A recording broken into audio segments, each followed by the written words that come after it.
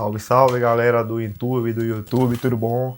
Eu sou Leandro Azevedo e hoje eu vou falar com vocês sobre íleon paralítico. Nossos sinônimos aí, íleon adinâmico, íleon metabólico. O íleon paralítico é uma condição relativamente prevalente na prática e a gente vai perceber uma prevalência maior naqueles pacientes cirúrgicos, pacientes com cirurgia abdominal, pacientes com grandes cirurgias como cardíaca, ortopédica, que por conta dessas cirurgias acabam ficando restritos, com uma imobilidade no leito. Esses pacientes que usam muitas vezes opioide, pacientes que muitas vezes estão ali desnutridos, desidratados, infectados, são pacientes que têm um risco maior para íleon paralítico, que é essa disfunção intestinal sem envolvimento mecânico, não há uma obstrução intestinal. Estes pacientes eles precisam de alguns pilares no seu tratamento e que a gente vai passar para vocês aqui quais são esses pilares que precisam ser atendidos no manejo desse perfil de paciente. O primeiro pilar é o pilar da mobilização. O segundo pilar é o pilar dos distúrbios hidroeletrolíticos. E o terceiro pilar é o pilar medicamentoso. Então, falando do primeiro pilar, mobilização. A mobilização é o principal tratamento que a gente deve lançar a mão para esse perfil de paciente. Então, mobilizar o mais precoce possível, conforme tolerado, tentar tirar do leito, sedestrar, deambular. Quanto mais mobilizar, melhor. Então, se a gente puder deambular idealmente 2, 3, 4 vezes ao dia, é o ideal para esse perfil de paciente. O segundo pilar é o pilar do distúrbio hidroeletrolítico. A gente sabe que os eletrólitos eles são importantes para o funcionamento gastrointestinal, principalmente potássio, principalmente magnésio e principalmente o cálcio. Então, a gente deve evitar hipercalcemia, mas também hipocalcemia. Então, deixar o cálcio normal, um cálcio iônico ali, né, de 1,1 milimol por litro, ok, não precisa mais do que isso, cálcio iônico normal. Um potássio entre 4 e 5 mEq por litro, então um potássio idealmente não acima de 3,5, mas sim de 4 para cima. Então, o valor normal do potássio é entre 3,5 e 5,5, mas aqui para esse perfil de paciente, eu quero que vocês pensem que o valor normal do potássio é de 4 a 5,5. Então, o potássio mais alto, magnésio também de pelo menos 2. Magnésio normal ali de 1,5 para cima. Aqui a gente vai pensar no magnésio normal de 2 para cima. Então, magnésio de 2 pelo menos, miligrama por decilitro. Então, é outro valor também que vocês vão tomar como referência. Deixar o paciente normovolêmico é outra variável importante. Não deixar nem hipervolêmico, que pode gerar edema de alça intestinal e contribuir para o íleon paralítico. Pacientes que têm, por exemplo, uma insuficiência cardíaca descompensada, que estão muito congestos, congestão venosa sistêmica, muito edema de alça, podem fazer íleon paralítico. Então, não é deixar o paciente hipervolêmico, mas também não hipovolêmico. Não, a hipovolemia dificulta a peristalse do paciente. E o pilar medicamentoso, evitar medicamentos que sejam antiespasmódicos e dar preferência para medicamentos procinéticos. Então vamos lá.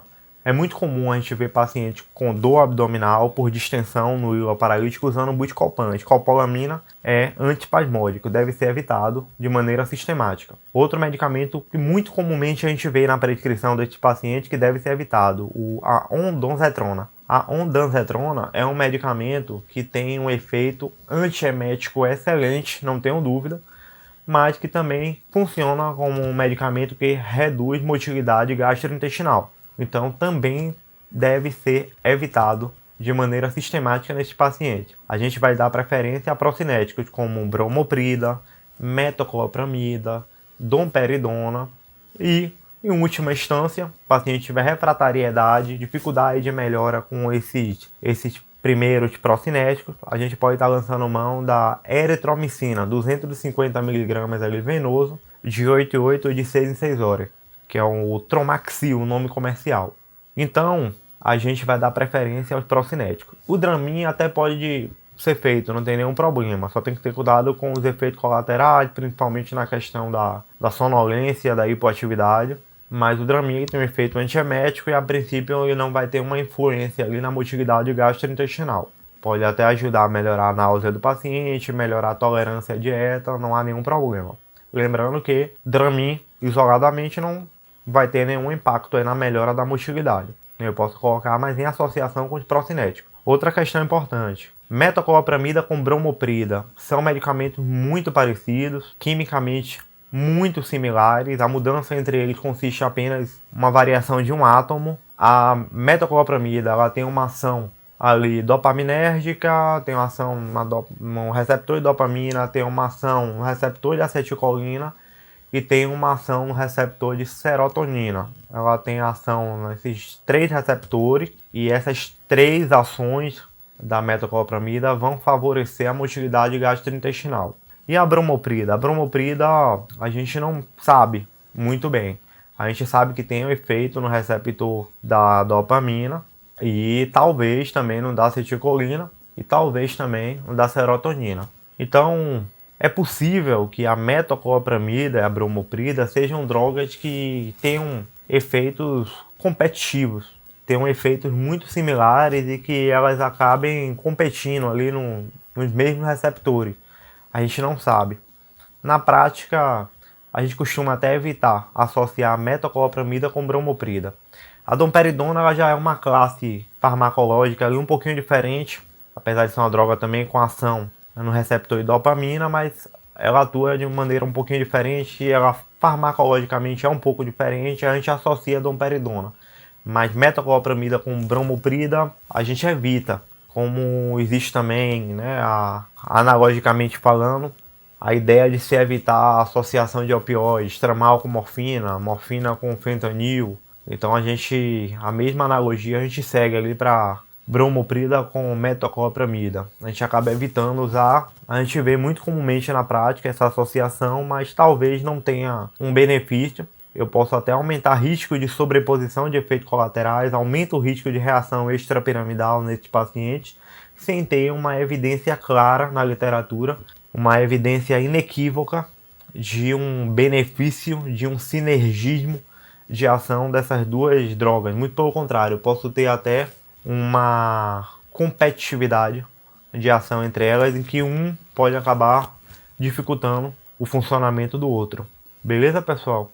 Então, trouxe aí para vocês essas dicas com relação a íon paralítico. Lembrar sempre da mobilização, de se atentar para distúrbios hidroeletrolíticos e focar no tratamento medicamentoso do paciente.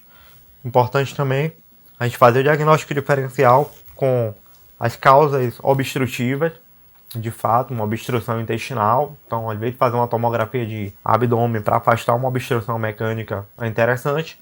E, mais raramente, o diagnóstico diferencial é importante com a síndrome de Ogivier, que é a nossa pseudo-obstrução colônica, que habitualmente esses pacientes acabam respondendo bem aí a neostigmina, no tratamento um pouquinho diferente aí que a gente faz com relação ao ígado paralítico propriamente dito. Beleza? Então, mais uma vez, um abraço para vocês, tudo de bom, e eu desejo aí sucesso a todos no manejo aí do nosso paciente crítico, paciente que merece todo o nosso cuidado, nossa atenção, nossa dedicação. E eu tenho certeza que vocês estão assistindo aí esse vídeo, têm interesse em cuidar cada vez melhor desse perfil de paciente. Então, um abraço, pessoal. Valeu!